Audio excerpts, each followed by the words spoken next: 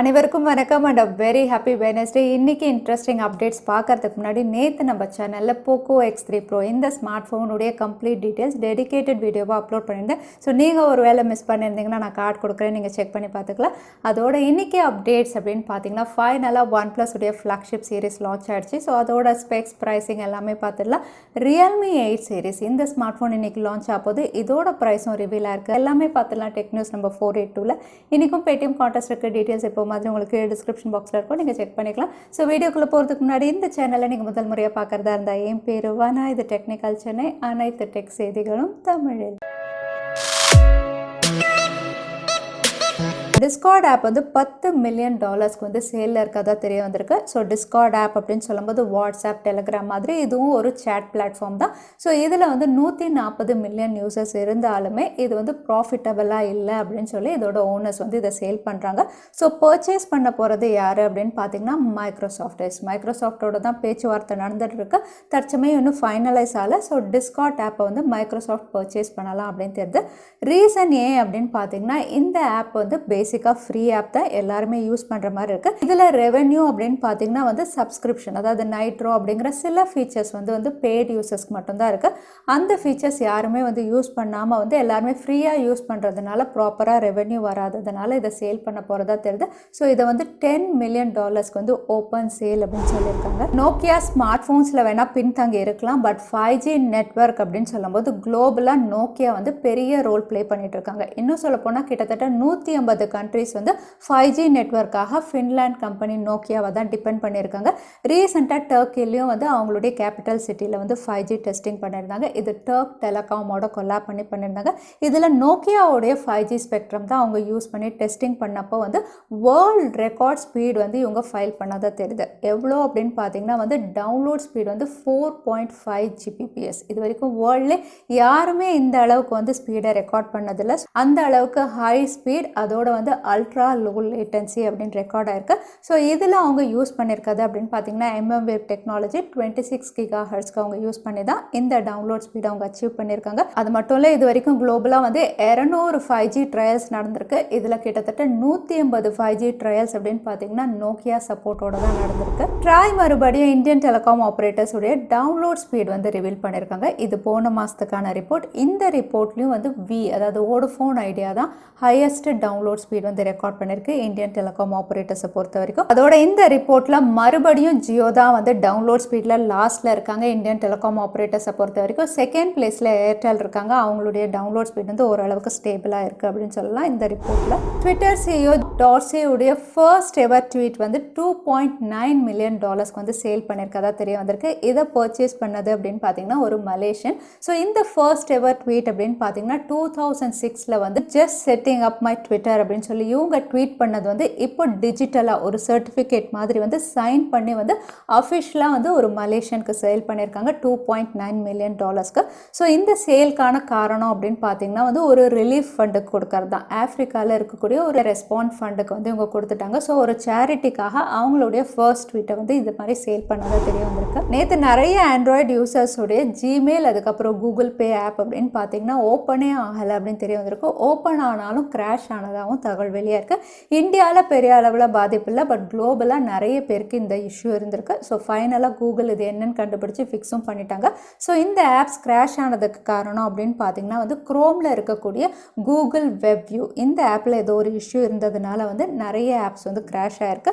So ஃபைனலாக இதை fix பண்ணிட்டாங்க. இருந்தாலுமே சில சாம்சங் யூசர்ஸ்க்கு வந்து இது ஒர்க் ஆகலை. அதுக்கப்புறம் வந்து அவங்க ஆப் வெப் வியூ இதை வந்து செட்டிங்ஸில் போயிட்டு ரிமூவ் பண்ணதுக்கப்புறம் இது ஒர்க் ஆனதாக தெரிய வந்திருக்கு. ஸோ நீங்கள் இந்த மாதிரி இஷ்யூஸ் ஏதாவது ஃபேஸ் பண்ணியிருந்தீங்கன்னா நீங்கள் ஆப் வெப் வியூ இந்த ஆப்பை ரிமூவ் பண்ணிட்டா கூட இது ஒர்க் ஆகிடும் அப்படின்னு தெரியுது. மோட்டோரோலா அவங்களுடைய G சீரீஸில் ஃபோன் மேலே ஃபோன் லான்ச் பண்ணிட்டு இருக்காங்க. இப்போ அடுத்ததாக ரிவீல் ஆயிருக்குது அப்படின்னு பார்த்தீங்கன்னா சைனாவில் 10 சர்டிஃபிகேஷனில் Moto G50 இந்த ஸ்மார்ட் ஃபோன் வந்து உங்களுக்கு Snapdragon 480 அப்படிங்கிற மாதிரி ஸ்பெசிஃபிகேஷன் ரிவீல் ஆயிருக்கு. அவுட்லுக் அப்படின்னு பார்த்தீங்கன்னா இது triple rear camera, sensor cut out பெருசாக வந்து ஒரு மாடியூலோட கொடுத்துருக்காங்க. ரியர் சைட் ஃபிங்கர் பிரிண்ட் சென்சாரும் தெரியுது.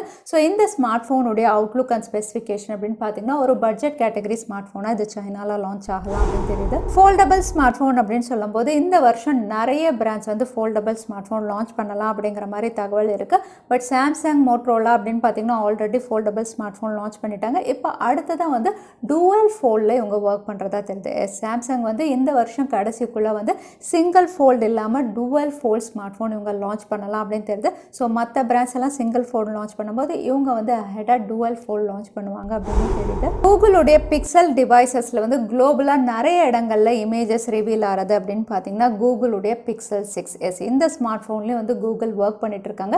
இப்போ இதில் ஃபீச்சர் அப்படின்னு பார்த்தீங்கன்னா வந்து இன் டிஸ்பிளே ஃபிங்கர் பிரிண்ட் சென்சாரோட இவங்க கொண்டு வரலாம் அப்படின்னு தெரியுது.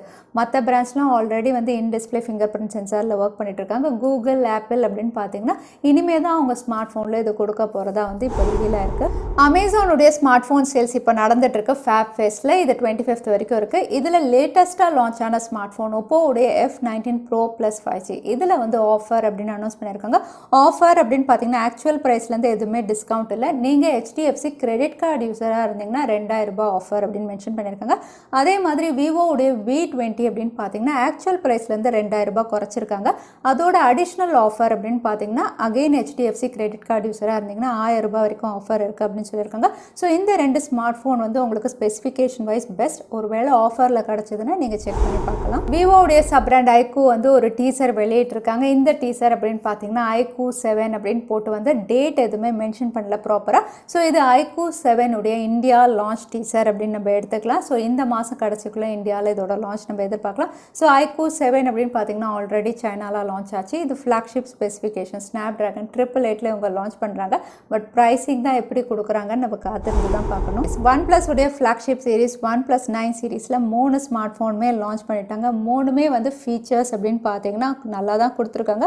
பட் ப்ரைஸிங் அப்படின்னு பார்த்தீங்கன்னா கொஞ்சம் ஓவர் ப்ரைஸ் அப்படின்னு சொல்கிற மாதிரி தான் இருக்குது. OnePlus 9R உடைய ஸ்பெக்ஸ் அப்படின்னு பார்த்தீங்கன்னா super AMOLED panel, 120 Hz refresh rate, Snapdragon 870 கொடுத்துருக்காங்க.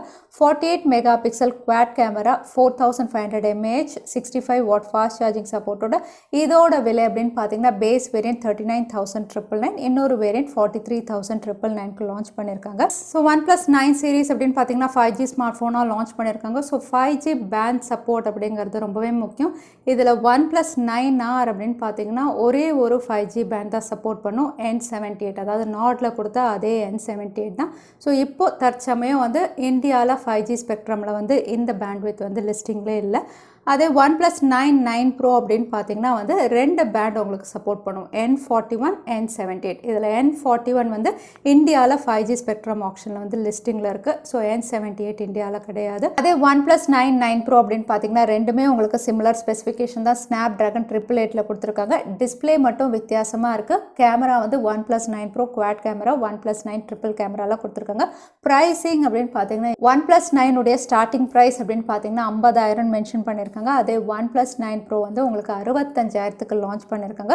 ஸோ நீங்கள் என்ன நினைக்கிறீங்க? OnePlus உடைய 9 சீரிஸ் ஸ்பெசிஃபிகேஷன்ஸ் அண்ட் ப்ரைஸிங் உங்களுக்கு ஓகேவா? தவறாமல் கமெண்ட்டில் ஷேர் பண்ணுங்கள். Gaming smart phone Black Shark 4 Pro அஃபிஷியலாக சைனாவில் லான்ச் ஆகிடுச்சு. கேமிங் ஸ்மார்ட் ஃபோன் அப்படிங்கிறதுனால பெர்ஃபார்மன்ஸ் Snapdragon 888 கொடுத்துருந்தாலும் கேமரா செக்மெண்ட்டும் நல்லா கொடுத்துருக்காங்க. 64 mega pixel triple camera, front camera 20 mega pixel கொடுத்துருக்காங்க. கூடவே 4500 mAh battery, 120 watt fast charging சப்போர்ட்டோட இதோட ஸ்டார்டிங் ப்ரைஸ் அப்படின்னு பார்த்தீங்கன்னா இந்தியன் மணி வேல்யூக்கு 44,000 கிட்ட இவங்க லான்ச் பண்ணியிருக்காங்க.